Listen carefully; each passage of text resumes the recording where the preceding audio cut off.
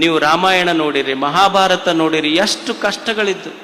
ಹರಿಶ್ಚಂದ್ರನಿಗೆ ತನ್ನ ಮಗನ ಹೆಣವನ್ನೇ ಹೆಂಡತಿ ತಾರಾಮತಿ ಕೈಯೊಳಗೆ ಹಿಡ್ಕೊಂಡು ಬಂದ್ಲು. ಒಂದು ಕಡೆ ಮಗನ ಹೆಣ, ಇನ್ನೊಂದು ಕಡೆ ಸತ್ಯದ ಪರಿಪಾಲನೆ. ನಮಗಂತೂ ಅಷ್ಟು ಕಷ್ಟಗಳು ಬಂದಿಲ್ಲ. ಶ್ರೀರಾಮಚಂದ್ರ ಪಾಪ ಹೊಸ ಹೆಂಡತಿಗೆ ಸೀತೆಯನ್ನು ಮದುವೆ ಮಾಡಿಕೊಂಡು ಬಂದ್ರ ಅವರಪ್ಪ ಕಾಡಿಗೆ ಕಳಿಸದ ಆತಗ. ನೀವು ಮದುವೆ ಮಾಡ್ಕೊಂಡು ಎಂದರ ಕಾಡಿಗೆ ಹೋಗಿರಿ, ನೀವೆಲ್ಲ ಊಟಿ, ಸಿಮ್ಲಾ, ಡಾರ್ಜಿಲಿಂಗಿಗೆ ಹೋಗಿರಿ. ಅವರೆಲ್ಲ ಪಾಪ ಕಾಡಿಗೆ ಹೋದ್ರೆ ಅಷ್ಟೇನ್ರ ಕಷ್ಟ ಬಂದೈತೆ ನಿಮಗೆ ಹೇಳಿ. ಅಂದ್ರೆ ಜೀವನದಲ್ಲಿ ಕಷ್ಟಗಳು ಬರವೇ ದೇವನಿಗೆ ಪ್ರಾರ್ಥನೆ ಮಾಡುವುದಿಷ್ಟೇ. ಭಗವಂತನೇ, ನಾನು ನಿನ್ನ ಗರ್ಭಗುಡಿಯ ಮುಂದೆ ಪ್ರಾರ್ಥನೆ ಮಾಡುವುದು ಜೀವನದಲ್ಲಿ ಕಷ್ಟಗಳನ್ನು ಕೊಡಬೇಡ ಅಂತ ಮಾಡುವುದಿಲ್ಲ, ನೀನು ಕೊಟ್ಟ ಕಷ್ಟಗಳನ್ನು ತಾಳಿಕೊಳ್ಳುವ ಸಾಮರ್ಥ್ಯ ಕೊಡು ಅಂತ ಭಗವಂತನಿಗೆ ಬೇಡುಕೊಂತನಲ್ಲ, ಅವ ಸಂತ ಅಷ್ಟೇ, ಅವ ಶಾಂತ. ನಾವೇನು ಮಾಡ್ತೀವಿ, ಬುದ್ಧನಿಗೂ ಜೀವನದಲ್ಲಿ ಕಷ್ಟ ಬಂತು, ದುಃಖ ಬಂತು, ಬರಲಿಲ್ಲೇನು? ಅವ ದುಃಖ, ಬುದ್ಧನಿಗೂ ನಮಗೂ ವ್ಯತ್ಯಾಸ ಏನು ಅಂದ್ರೆ, ಬುದ್ಧ ದುಃಖ ಯಾಕೆ ಬಂತು ಅಂತ ತಿಳ್ಕೊಳ್ಳಕ್ಕೆ ಮನೆ ಬಿಟ್ಟ, ನಾವು ದುಃಖ ತಾಳಾರ್ದಕ್ಕೆ ಮನೆ ಬಿಟ್ಟಿವ ಅಷ್ಟೆ. ಅವ ದುಃಖ ಅಂದ್ರೆ ಏನಂತ ತಿಳ್ಕೊಳ್ಳಕ್ಕೆ ಮನೆ ಬಿಟ್ಟ, ನಾವು ದುಃಖ ಅಂತ ತಾಳ್ಕೊಳ್ಳಾರ್ದಕ್ಕೆ ಮನೆ ಬಿಟ್ಟಿವಿ. ನಮಗೆ ಕಷ್ಟಗಳು ಬಂದು ಅಂದ್ರೆ ನಾವೇನು ಮಾಡ್ತೀವಿ, ದೇವ್ರ ಹತ್ರ ಹೋಗ್ತೀವಿ. ಯಾವ ದೇವ್ರ ಚಲೋ ಅದಾವ ನೋಡ್ತೀವಿ. ರಾಮನ ಗುಡಿಗೆ ಹೋಗ್ತೀವಿ. ರಾಮ ಅಂತಾನ, ಏನ್ ನಿಮ್ಮದ ಚಲೋ ಇತ್ತು, ನಮ್ಮದೇನು 14 ವರ್ಷ ವನವಾಸಕ್ಕೆ ಹೋಗಿ ಬಂದ್ರು ಮುಗಿಲಿಲ್ಲ, ನಮ್ಮದು ಮತ್ತೆ ತ್ರಾಸಿತ್ತು. ರಾಮದೇವ್ರ ಚಲೋ ಇಲ್ಲ ಅಂತ ಹನುಮನ್ ದೇವ್ರ ಗುಡಿಗೆ ಹೋದೆವು. ಮಾರುತಿ ಗುಡಿಗೆ ಹೋಗಿ ನಮಸ್ಕಾರ ಮಾಡ್ದ. ಮಾರುತಿ ಕೇಳ್ದೆ, ಯಾಕೆ ಬಂದಿಯಪ್ಪ? ಭಾಳ ಕಷ್ಟ ಐತಪ್ಪ ದೇವ್ರೆ, ನಾನು ಏನೈತಿ? ಏನಿಲ್ಲ, ಒಟ್ಟು ಕನ್ಯೆ ಹತ್ತುವಲ್ದು. ಅವ ಅಂದ ಮಾರುತಿ, ಮೊದಲು ಕೆಳಗಿಡಿ ನನ್ನ ಗುಡಿ ಬಿಟ್ಟು. ನೀ ಲಗ್ನ ಆದವ್ರ ಜಗಳ ಬಿಡ್ಸಕ್ ಹೋಗಿ ನಾವು ಹಂಗ ಕುಂತೀವಿ, ಇನ್ನು ನಮ್ದು ಏನು ಹರ ಇಲ್ಲ ಶಿವ ಇಲ್ಲ, ನೀವು ಲಗ್ನ ಆದವ್ರು ನಮ್ಮ ಸಮೀಪ ಬರಬೇಡ್ರಿ ಅಂದವ್. ಯಾರು ಗಣಪತಿ ಹತ್ರ ಹೋದ. ಅವ ಅಂದ, ಕೋಡಿ ಸುಮ್ಮನೆ ಆರಾಮಿರ್ಬೇಕು ನೋಡಿ, ನಾವ್ ಹೆಂಗ 5 ದಿವ್ಸ ಇದ್ದು ಮಜಾದಾಗಿದ್ದು 1 ದಿವ್ಸ ಹೋಗ್ಬಿಡ್ತೀವಲ್ಲ, ಹಂಗೆ ಹೋಗ್ಬಿಡೋದು ಅಷ್ಟ. ದೇವ್ರ ಏನು ಆಯುಷ್ಯ ಕೊಟ್ಟಾನ, ಆನಂದವಾಗಿದ್ದು ಹೋಗ್ಬೇಕಪ್ಪ, ಬಹಳ ತಲೆ ಕೆಡಿಸ್ಕೋಬಾರ್ದಂದವ್. ಅಂದ್ರೆ ಏನು ಜೀವನದಲ್ಲಿ ಕಷ್ಟಗಳು ಬರ್ತಾವ, ತಾಳ್ಮೆ ಇರಬೇಕು ಮನುಷ್ಯನಿಗೆ. ಯಾವನು ತಡ್ಕೊಂತನಲ್ಲ, ತಾಳ್ಮೆ ಇದ್ದವನು ಗುರು. ಶಾಂತಃ ಮಹಾಂತಃ. ಯಾವನ ಮನಸ್ಸು ದೊಡ್ಡದೈತಲ್ಲ ಅವ ಗುರು. ಯಾರ ಮನಸ್ಸು ದೊಡ್ಡದೈತಿ ಅವನೇ ಗುರು. ಗುರು ಅಂದ್ರೆ ಏನಲ್ಲ, ಯಾರ ಮನಸ್ಸು, ಯಾವನು ಹಸಿದವನೇ ಗುರು ಆಗಬೇಕಾದ್ರೆ ಏನೂ ಮಾಡಬೇಕಿಲ್ಲ, ಕಾವ್ಯ ಹಾಕಬೇಕಂತಲ್ಲ, ಹಿಮಾಲಯಕ್ಕೆ ಹೋಗಬೇಕಂತಲ್ಲ. ಯಾರು ಹಸದವನಿಗೊಂದು ತುತ್ತನ್ನ, ನೀರಡಿಸಿದವನಿಗೊಂದು ಕಪ್ ನೀರ, ಯಾರು ದುಃಖದಿಂದ ನಿನ್ನ ಹತ್ರ ಬರ್ತಾರ ಅವ್ರ ಕಣ್ಣೀರು ಒರೆಸಿ ನಿನ್ನ ಜೊತೆಗೆ ನಾ ಅದೀನಿ ಅನ್ನೋ 2 ಪ್ರೇಮದ ಮಾತು ನಿನ್ನನ್ನು ಗುರುವಾಗಿ ಮಾಡ್ತಾವಷ್ಟೇ. ಅದು ಗುರುತ್ವ. ಯಶ ಆತ್ಮ ಮಹಾನ್ ಸಹ ಮಹಾತ್ಮ ಅಷ್ಟೆ. ಅಂದ್ರೆ ನನ್ನವರು ಅಂತ ಭಾವ ಬರಬೇಕಷ್ಟೆ. ಅನ್ನವನ್ನು ಇಕ್ಕುವುದು, ನನ್ನಿಯನ್ನು ನುಡಿಯುವುದು, ತನ್ನಂತೆ ಪರರ ಬಗೆದೊಡೆ ಕೈಲಾಸ ಭಿನ್ನಾಣವಕ್ಕೂ ಸರ್ವಜ್ಞ. ಎಲ್ಲರನ್ನ ಯಾರು ನನ್ನವರು ಅಂತ ಅಪ್ಪುಗೊಂತಾರ ಅವರು ಗುರು ಆಗ್ತಾರಷ್ಟೆ. ಎಲ್ಲರನ್ನ ಅಪ್ಪಿಕೊಳ್ಳುವ ಗುಣ ಬೇಕು ಮನುಷ್ಯನಿಗೆ. ವಸಂತವತ್ ಲೋಕಹಿತಶ್ಚರಂತಹ ಒಬ್ಬ ಗುರು ಅಂದ್ರ ಅವ ಲೋಕಹಿತವನ್ನ ಬಯಸುವವ, ಸದಾ ಸಮಾಜವನ್ನ ಮೇಲೆತ್ತಲಿಕ್ಕೆ ಪ್ರಯತ್ನ ಮಾಡುವವ, ಹಗಲಿರುಳೆನ್ನದೆ ಸಮಾಜಕ್ಕಾಗಿ ದುಡಿಯುವವ ಗುರು. ಹಿಂದೆ ಬುದ್ಧನ ಕಾಲದಲ್ಲಿ ಒಬ್ಬ ಉಪಗುಪ್ತ ಅಂತ ಇದ್ದ. ಒಬ್ಬ ಗುರು ಹೆಂಗಿರ್ತಾನೆ, ಉಪಗುಪ್ತ ಅಂತಿದ್ದ. ಅವ ಒಬ್ಬ ಮಹಾರಾಜ. ಎಲ್ಲವನ್ನ ತ್ಯಾಗ ಮಾಡಿ ಸನ್ಯಾಸ ಸ್ವೀಕಾರ ಮಾಡಿ ಭಿಕ್ಷು ಆದ. ಭಿಕ್ಷು ಆಗಿ ಮನೆ ಮನೆಗಳಿಗೆ ಭಿಕ್ಷಾ ಬೇಡ್ಲಿಕ್ಕೆ ಹೋಗ್ತಿದ್ದ ಅವನು. ಒಂದು ಪಾತ್ರೆಯನ್ನು ಹಿಡ್ಕೊಂಡು ಸುಂದರ ಯುವಕ ತರುಣ ಸನ್ಯಾಸಿ ಉಪಗುಪ್ತ ಒಂದು ಭಿಕ್ಷಾ ಪಾತ್ರೆ ಹಿಡ್ಕೊಂಡು ಮನಿ ಅಡ್ಡಾಡ್ತಿದ್ದ.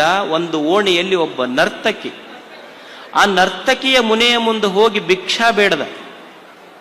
ಆ ಸನ್ಯಾಸಿಯ ಸ್ಫುರದ್ರೂಪವನ್ನು ನೋಡಿ ಆ ನರ್ತಕಿ ಅಂತಾಳ, ನನ್ನ ಮನೆ ಮುಂದೆ ಎಂಥಿಂಥ ಶ್ರೀಮಂತರು ಬಂದು ನಿಂದಿರ್ತಾರ, ನಾ ಯಾರಿಗೆ ಕರೆದಿಲ್ಲ, ನಿನ್ನ ರೂಪವನ್ನು ನೋಡಿ ನಾ ಮೆಚ್ಚೀನಿ, ನೀ ನನ್ನ ಮನ್ಯಾಗ ಬಾ ಒಳಗ.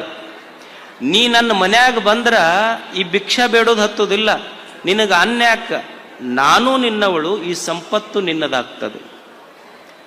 ನರ್ತಕಿ ಅಂತಾಳೆ, ಮನ್ಯಾಗ ಬಾ ನೀನು. ಸನ್ಯಾಸಿಗೆ ಭಿಕ್ಷುವಿಗೆ ಹೇಳ್ತಾಳ, ಹೊರಗೆ ನಿಂತು ಭಿಕ್ಷಾ ಕೇಳಬೇಡ, ನನ್ನ ಮನ್ಯಾಗ ಬಂದ್ರ ನನ್ನ ಮನ್ಯಾಗ ನೀ ಬಂದ್ರ ನಾನು ನಿನ್ನವಳು, ಈ ಸಂಪತ್ತು ನಿನ್ನದು. ಅವಾಗ ಉಪಗುಪ್ತ ಸನ್ಯಾಸಿ ಹೇಳ್ತಾನೆ, ನಾನು ಈಗ ಬಂದಿರುವುದು ಕೇವಲ ಅನ್ನದ ಭಿಕ್ಷೆಗಾಗಿ, ನಾನು ಈಗ ಬಂದಿರುವುದು ಕೇವಲ ಅನ್ನದ ಭಿಕ್ಷೆಗಾಗಿ, ಸಮಯ ಬಂದಾಗ ಬರುವೆ. ಒಂದು ಸ್ವಲ್ಪ ದಿವಸ ಹೋದ ಮೇಲೆ ಆಕೆಗೊಂದು ರೋಗ ಬಂತು, ನರ್ತಕಿಗೆ. ರೋಗ ಬಂದ ಮೇಲೆ ಊರನ್ ಜನ ಎಲ್ಲ ಆಕೆಗೆ ಊರು ಬಿಟ್ಟು ಓಡಿಸಿದ್ರು, ಸಂಪತ್ತು ಕಸಗೊಂಡ್ರು, ಬಡಗಿ ತೊಗೊಂಡು ಹೊಡೆದ್ರು, ಕಲ್ಲು ತೊಗೊಂಡು ಒಗದ್ರು. ಎಲ್ಲೋ ಊರಿನ ಒಂದು ಸಣ್ಣ ದಾರಿಯಲ್ಲಿ ನರಳ್ತಾ ನರಳ್ತಾ ನರಳ್ತಾ ನರ್ತಕಿ ಬಿದ್ದಿದ್ಲು. ಆ ದಾರಿಯನ್ನು ಹಿಡ್ಕೊಂಡು ಉಪಗುಪ್ತ ಸನ್ಯಾಸಿ ಹೋಗ್ತಿದ್ದ. ಹೋಗುವಾಗ ನರಳುವ ಧ್ವನಿ ಅವನ ಕಿವಿಗೆ ಬಿತ್ತು. ನರಳುವ ಧ್ವನಿ ಅವನ ಕಿವಿಗೆ ಬಿದ್ದಾಗ ಅಲ್ಲಿ ಹೋಗಿ ಒಂದಿಷ್ಟು ಗುಟಕ್ ನೀರು ಹಾಕಿ ಒಂದು ತುತ್ತು ಅನ್ನ ಆಕೆಯ ಬಾಯಿಯೊಳಗಿಟ್ಟು ತಲೆ ಮೇಲೆ ಕೈ ಆಡಿಸ್ತಾನೆ, ನೇವರಿಸ್ತಾನೆ. ಅವಾಗ ಆಕಿ ಬಿದ್ದಿರಿ, ಯಾರೋ ಹೊಡೆದು ಜನ ಹೊಡೆದಿದ್ರು, ಮೈತುಂಬ ರಕ್ತ ಹರಿತಿತ್ತು, ಬಟ್ಟೆ ಹರಿದಿದ್ದು, ನೆರಳ್ತಾ ಬಿದ್ದಂಥ ನರ್ತಕಿ ಹಿಂಗ್ ದಿಟ್ಟಿಸಿ ನೋಡ್ತಾಳ. ಅವನು ನೋಡಿ ಕೇಳ್ತಾಳ, ಇಲ್ಲ ಬಹಳ ವರ್ಷಗಳ ಹಿಂದೆ ನನ್ನ ಮನೆಯ ಮುಂದ ಭಿಕ್ಷಕ್ಕಾಗಿ ಬಂದಂಥ ಉಪಗುಪ್ತ ಸನ್ಯಾಸಿ ಅಲ್ಲೇನು ನೀನು? ಅವಾಗ ಆಕೆ ಹೇಳ್ತಾಳ, ಹೌದು, ನಾನು ಉಪಗುಪ್ತ ಸನ್ಯಾಸಿ, ನಿನ್ನ ಮನೆಯ ಮುಂದೆ ಭಿಕ್ಷೆಗೆ ಬಂದಿದ್ದೆ ಅಂತ. ಆ ನರ್ತಕಿ ಹೇಳ್ತಾಳೆ, ಅಲ್ಲ, ನನ್ನ ಹತ್ರ ಸೌಂದರ್ಯ ಇತ್ತು, ಸಂಪತ್ತಿತ್ತು, ಎಲ್ಲ ಇತ್ತು, ಅವಾಗ ನೀ ಬಾ ಅಂದ್ರೆ ಬರಲಿಲ್ಲ. ಸಂಪತ್ತಿತ್ತು, ಸೌಂದರ್ಯ ಇತ್ತು, ಅವಾಗ ಎಲ್ಲಾನು ಇತ್ತು, ಇದ್ದಾಗ ಕರೆದೆ ಬಾ ಅಂದ್ರೆ ಬರಲಿಲ್ಲ, ಈಗ್ಯಾಕೆ ಬರಕ್ ಹೋಗಿ ಅಂತ ಉಪಗುಪ್ತನಿಗೆ ಅಂತಾಳ. ಅವಾಗ ಸನ್ಯಾಸಿ ಅಂತಾನ, ನಿನ್ನ ಹತ್ರ ಎಲ್ಲ ಇದ್ದಾಗ ಬಂದವ ಗುರು ಆಗೋದಿಲ್ಲ, ನೀ ಬಿದ್ದಾಗ ಬಂದು ಎತ್ತವನು ನಿಜವಾದ ಗುರು ಆಗ್ತಾನೆ. ಇದು ಸನ್ಯಾಸ ಧರ್ಮ. ನಿನ್ನ ಹತ್ರ ಇದ್ದಾಗ ಬಂದವ ಗುರು ಆಗೋದಿಲ್ಲ, ನೀನು ಬಿದ್ದಾಗ ಬಂದು ನಿನ್ನ ಕೈ ಹಿಡಿದು ಎತ್ತುವವನು ನಿಜವಾದ ಗುರು ಆಗ್ತಾನೆ. ಒಬ್ಬ ಗುರು ಅಂದ್ರೆ ಅವ ವಸಂತ ಇದ್ದಂಗ, ವಸಂತವತ್ ಲೋಕ ಹಿತಶ್ಚರಂತ ತೀರ್ಣಾಹ ಸ್ವಯಂ ಭೀಮ ಭವಾರ್ಣವಾಂಜನಾನ್ ಅಹೇತುನ ಅನ್ಯೇನಾಪಿ ತಾರಯಂತಹ. ಒಬ್ಬ ಗುರು ಅಂದ್ರ, ಈಗ ನಿಮಗೊಬ್ಬ ಹೆಣ್ಮಗಳ ಹೆಂಡತಿ ಆಗ್ತಾಳೆ. ಯಾಕೆ ಆಗ್ತಾಳೆ ಅಂದ್ರೆ ಆಕಿಗೆ ನೀವು ತಾಳಿ ಕಟ್ಟಿರಿ, ತಾಳಿ ಕಟ್ಟಿದ್ದಕ್ಕ ಆಕಿ ಹೆಂಡತಿ, ನಿಮ್ಮ ಹೊಟ್ಟೆಯಲ್ಲಿ ಹುಟ್ಟಿದ್ದಕ್ಕ ಅವ್ರು ನಿಮ್ಮ ಮಕ್ಕಳು. ಅಂದ್ರೆ ಒಂದು ನಿಮಿತ್ತ ಐತಿ, ಒಂದು ಕಾರಣ ಐತಿ. ಅಂದ್ರೆ ಇವರೆಲ್ಲ ನಿಮಿತ್ತ ಬಂಧುಗಳು, ಒಂದು ಕಾರಣಕ್ಕಾಗಿ ಬಂಧುಗಳು. ಆದ್ರೆ ಒಬ್ಬ ಸನ್ಯಾಸಿ ಏನಿದಾನೆ ಗುರು, ಅವ ಯಾವ ಕಾರಣವೂ ಇಲ್ಲದೆ ನಿಮಗ ಅನಮಿತ್ತ ಬಂಧು, ಅವನು ನಿಮಿತ್ತವಿಲ್ಲದೆ ನಿಮಗ ಬಂಧನ ಬಂದು ಕೊಟ್ಟಿದ್ದಾನ, ನಿಮಗ ಸಂಬಂಧವನ್ನು ಇಟ್ಟುಕೊಂಡಿದ್ದಾನಲ್ಲ, ಅನಮಿತ್ತ ಬಂಧು ಒಬ್ಬ ಗುರು. ತಾನೂ ಬೆಳೆದಾನ, ತನ್ನ ಜೊತೆಗೆ ತನ್ನ ಸಮಾಜವನ್ನು ಮೇಲೆತ್ತುವಂಥ ಕೆಲಸ ಮಾಡ್ಯಾನ. ಒಂದು ಸಮಾಜವನ್ನು ಮೇಲೆತ್ತಬೇಕಾದ್ರೆ ಎಷ್ಟು ಕಷ್ಟ ನೋಡಿ ಒಬ್ಬ ಗುರುವಿನ ಹೋರಾಟ. ಒಬ್ಬ ಯೋಗಿ ಅಂದ್ರ ಅವ ತಾನು ಬೆಳೆಯುವುದಷ್ಟೇ ಅಲ್ಲ, ತನ್ನ ಸಮಾಜವನ್ನ ಬೆಳೆಸಬೇಕು, ಉಪಯೋಗಿ ಆಗಬೇಕು. ಒಬ್ಬ ಯೋಗಿ ಅಂತ ಯಾರಿಗೆ ಕರೆಯುವುದು ಅಂದ್ರ, ಎಲ್ಲೋ ಹಿಮಾಲಯದ ಬೆಟ್ಟದಲ್ಲಿ ಕುಳಿತು ತಪಸ್ಸು ಮಾಡುವವನು ಯೋಗಿ ಆಗೋದಿಲ್ಲ. ಯಾರು ಲೋಕಕ್ಕೆ ಉಪಯೋಗಿಯೋ ಅವನೇ ನಿಜವಾದ ಯೋಗಿ, ಲೋಕೋಪಯೋಗಿ ಅವನು ಒಬ್ಬ ಗುರು. ಲೋಕಕ್ಕೆ ಉಪಯೋಗಿ ಆಗಬೇಕು. ಒಂದು ಸಮಾಜದ ಮನಸ್ಥಿತಿ ಏನಿದೆ, ಅವರನ್ನು ಕೇವಲ ಭೌತಿಕವಾಗಿ ಅಲ್ಲ, ಮಾನಸಿಕವಾಗಿ, ವೈಚಾರಿಕವಾಗಿ, ವಿಚಾರದಿಂದ ಎಲ್ಲರನ್ನು ಮೇಲೆತ್ತುವುದು, ನಮ್ಮಲ್ಲಿ ಆ ಭಾವನೆಗಳನ್ನು ತುಂಬುವುದು. ಒಬ್ಬ ಗುರು ನನ್ನಲ್ಲಿ ಅದ್ಭುತವಾದ ಭಾವನೆಗಳನ್ನು ತುಂಬುವುದು. ನಾನು ಸಣ್ಣವರಲ್ಲ, ನಾವು ಕನಿಷ್ಠ ಅಲ್ಲ, ನಾನು ಕೀಳಲ್ಲ, ನೀನು ದೊಡ್ಡವ, ನೀನು ಅತ್ಯಂತ ಉತ್ಸಾಹಿ, ನಿನ್ನಲ್ಲಿ ಸಾಮರ್ಥ್ಯ ಇದೆ ಅಂತ ಯಾವ ಗುರು ತನ್ನ ಶಿಷ್ಯರಲ್ಲಿ ವಿಚಾರಗಳ ಕ್ರಾಂತಿಯನ್ನು ತುಂಬುತ್ತಾನೆ, ಅವ ನಿಜವಾದ ಗುರು ಆಗ್ತಾನೆ.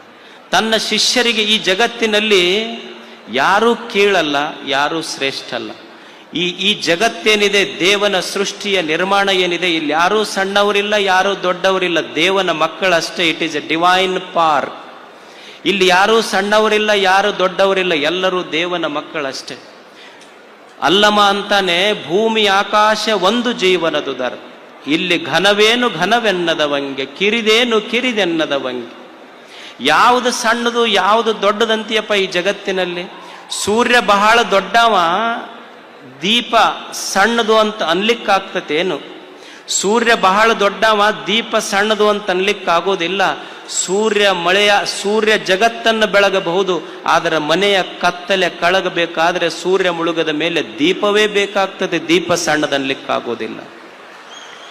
ಏನು ಹೂವ ಬಹಳ ಚಲೋ, ಬೇರೆ ಕನಿಷ್ಠ ಅನ್ಲಿಕ್ಕಾಗೋದಿಲ್ಲ. ಯಾಕಂದ್ರೆ ನೀರು ಕಳಿಸದೆ ಇದ್ರೆ ಹೂವು ಒಣಗಬೇಕಾಗ್ತದೆ. ಹೂವು ಮುಖ್ಯ, ಬೇರು ಮುಖ್ಯ ಜಗತ್ತಿಗೆ.